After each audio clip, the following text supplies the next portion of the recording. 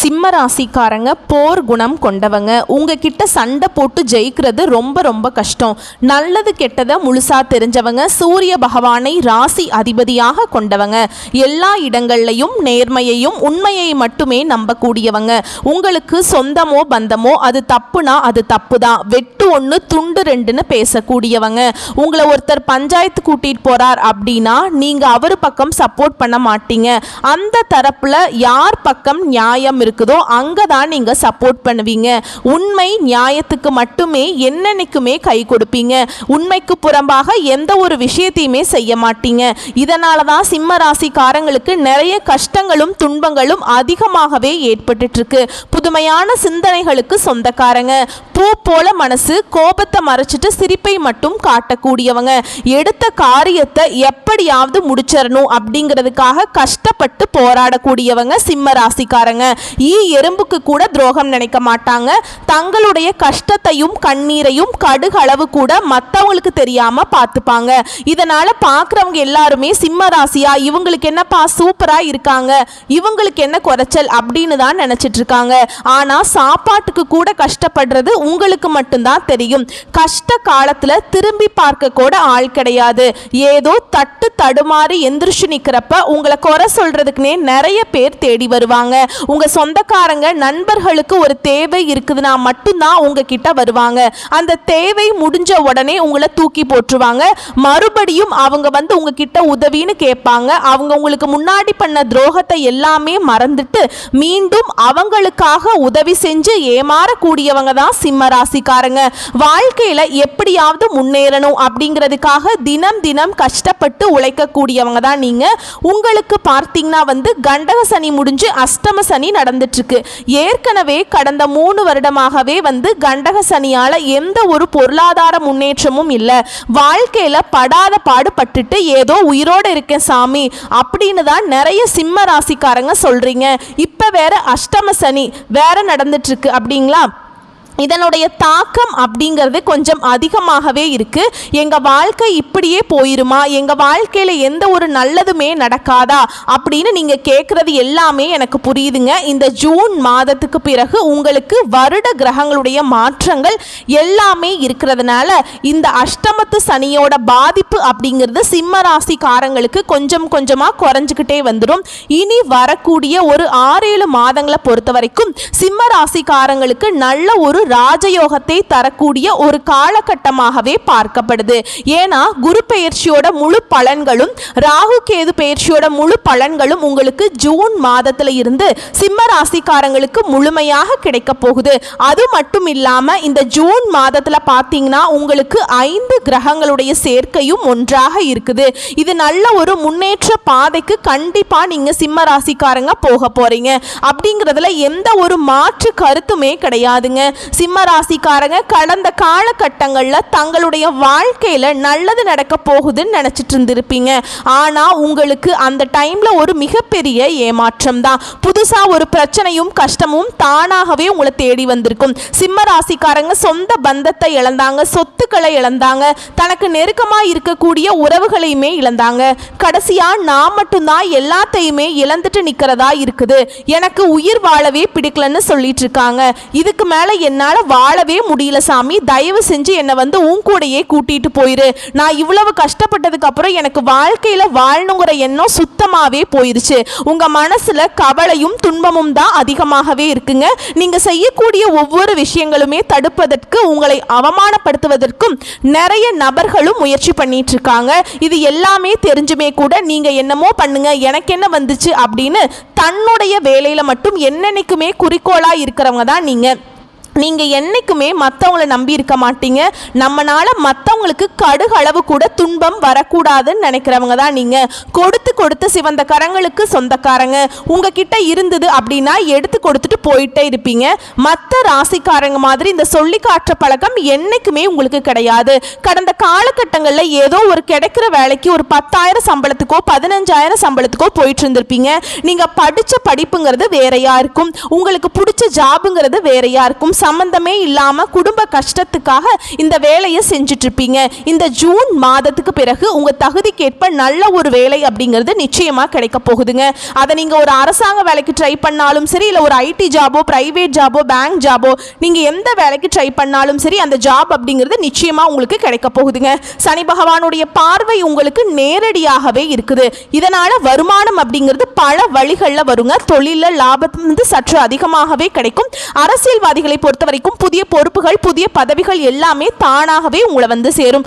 ராகுவால உங்களுடைய செல்வாக்கு உயரும், உடல் ஆரோக்கியம் மேம்படும், சங்கடங்கள் நீங்கும். மறைமுகமாக உங்க தொழில் வாழ்க்கையிலும் சரி, இல்லற வாழ்க்கையிலும் சரி நிறைய நபர்கள் தொல்லை கொடுத்துட்டு இருந்திருப்பாங்க. இனி வரக்கூடிய நாட்கள்ல அவங்களுடைய தொந்தரவுங்கிறது முழுவதுமாகவே இருக்காது. குறிப்பாக கேது பகவான் என்ன பண்ணுவார் அப்படின்னு பார்த்தீங்கன்னா, இந்த திருமண வாழ்க்கைக்குள்ளதான் பிரச்சனையை கொண்டு வருவாருங்க. அதாவது குறிப்பாக கணவன் மனைவி இருக்காங்க அப்படின்னா அதுக்குள்ள சின்ன சின்ன சண்டை சச்சரவு, ஈகோ, இந்த மாதிரி மனக்கசப்பு பிரச்சனைகள் எல்லாம் அதிகமாக வரதுக்கு வாய்ப்பு இருக்கு.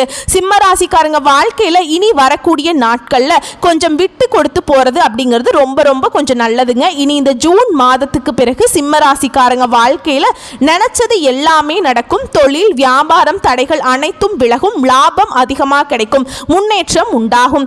வர வேண்டிய பணம் விரைவில் கைக்கு வந்து சேரும். குடும்பத்தில் உள்ள நெருக்கடிகள் விலகும், செல்வாக்கு அந்தஸ்து உயரும். வெளிநாட்டு முயற்சிகள் உங்களுக்கு வெற்றியை தரும். தெய்வ சிந்தனை அதிகமாகும், பெரியோர்களுடைய உதவி கிடைக்கும். உறவுகளில் இருந்த சண்டை சச்சரவு முழுவதுமாகவே விலகும். புதிய நண்பர்கள் உங்களுக்கு உதவி செய்வாங்க. தொழிலில் ஏற்பட்ட நெருக்கடிகள் நீங்கும், முடங்கி கிடந்த நிறுவனங்கள் மீண்டும் இயங்கும். வியாபாரத்தில் எதிர்பார்த்த லாபம் உங்களுக்கு நிச்சயமா கிடைக்குங்க. புதிய தொழில் தொடங்கக்கூடிய முயற்சிகள் அனைத்தும் உங்களுக்கு வெற்றியை தரும். தொழிலில் இருந்த தடைகள் விலகுவது மட்டும் இல்லாமல் சிலர் வந்து புதிதாக தொழில் தொடங்குவீங்க. உற்பத்தியில் இருந்த தடைகள் நீங்கி தொழிலை விரிவு செய்வீங்க. வரக்கூடிய நாட்களில் விற்பனை அதிகமாகும். ஏற்றுமதி இறக்குமதி தொழிலில் நல்ல லாபம் கிடைக்கும். நீங்க செய்யக்கூடியது சின்ன தொழிலோ பெரிய தொழிலோ நல்ல ஒரு வளர்ச்சி அப்படிங்கிறது நிச்சயமா உங்களுக்கு ஏற்படுங்க. கடந்த காலகட்டங்களில் இந்த கண்டக சனியால பார்த்தீங்கன்னா திருமண வாழ்க்கையில நிறைய பிரச்சனையும் சிக்கலும் சிம்மராசிக்காரங்க அதிகமாகவே சந்திச்சிருப்பீங்க. குறிப்பா பார்த்தீங்கன்னா வந்து இதுல பெண்களுக்கு ஏதாவது ஒரு திருமணம் அப்படிங்கிறது அடைஞ்சிருது. ஆனால் ஆண்கள் தான் ரொம்ப ரொம்ப பாவங்க. ஏன்னா வயது 30, 35, 37 வயது வரைக்குமே நிறைய ஆண்கள் வந்து சிம்ம ராசியில் திருமணம் ஆகாமல் கஷ்டப்பட்டு இருக்கீங்க. கண்டிப்பாக இனி வரக்கூடிய இந்த ஜூன் மாதத்துக்கு பிறகு நீங்கள் எதிர்பார்த்த மாதிரியே திருமண வாழ்க்கைக்குள்ள விரைவில் நீங்கள் அடியெடுத்து வைக்க போறீங்க. வாழ்க்கை துணையை இழந்த சிம்ம ராசி ஆண்களோ பெண்களோ அடுத்து வந்து இரண்டாவது திருமணம் பண்ணலாமா வேண்டாமா அப்படிங்கிற ஒரு மிகப்பெரிய குழப்பத்தில் இருப்பீங்க. அப்படி இரண்டாவது திருமணம் பண்ணா சொந்தக்காரங்க தப்பா பேசுவாங்களா, ஊர்க்காரங்க தப்பா நினைச்சுக்குவாங்களா, அவங்க நினைப்பாங்களா, இவங்க நினைப்பாங்களா, நம்ம கேரக்டர் தப்பா பேசிடுவாங்களா, இப்படிங்கிறதுக்காகவே பயந்துக்கிட்டே நிறைய நபர்கள் வந்து அது ஆணாக இருந்தாலும் சரி பெண்ணாக இருந்தாலும் சரி இரண்டாவது திருமணத்தை யோசிக்காம இருக்கீங்க. ஏன்னா இப்ப இருக்கக்கூடிய பொருளாதார சூழ்நிலையும் இப்ப இருக்கக்கூடிய காலகட்டத்தையும் வச்சு பார்க்கும்போது ஒரு சிங்கிள் பேரண்டால இந்த சொசைட்டில சர்வே பண்றது ரொம்ப ரொம்ப கஷ்டங்க. நீங்க எதிர்பார்த்த மாதிரியே நல்ல ஒரு மறு வாழ்க்கை அப்படிங்கிறது விரைவில் உங்களுக்கு அமையும். குழந்தை பாக்கியத்துக்காக எங்கே சிம்மராசி நேயர்கள் பார்த்தீங்கன்னா, நாங்களும் போகாத ஹாஸ்பிட்டல் இல்லை சாமி, பார்க்காத ட்ரீட்மெண்ட் இல்லை, வாரத்தில் 5 நாள் கோவிலுக்கு போயிட்டு செஞ்சுட்டு வந்துட்டு இருக்கோம், எங்களுக்கு மேரேஜ் ஆகி 3 வருஷம் ஆகுது, 5 வருஷம் ஆகுது, 7 வருஷம் ஆகுது, எங்களுக்கு பிள்ளை பேர் பாக்கியமே இல்லை அப்படின்னு தான் நிறைய சிம்ம ராசிக்காரங்க சொல்றீங்க.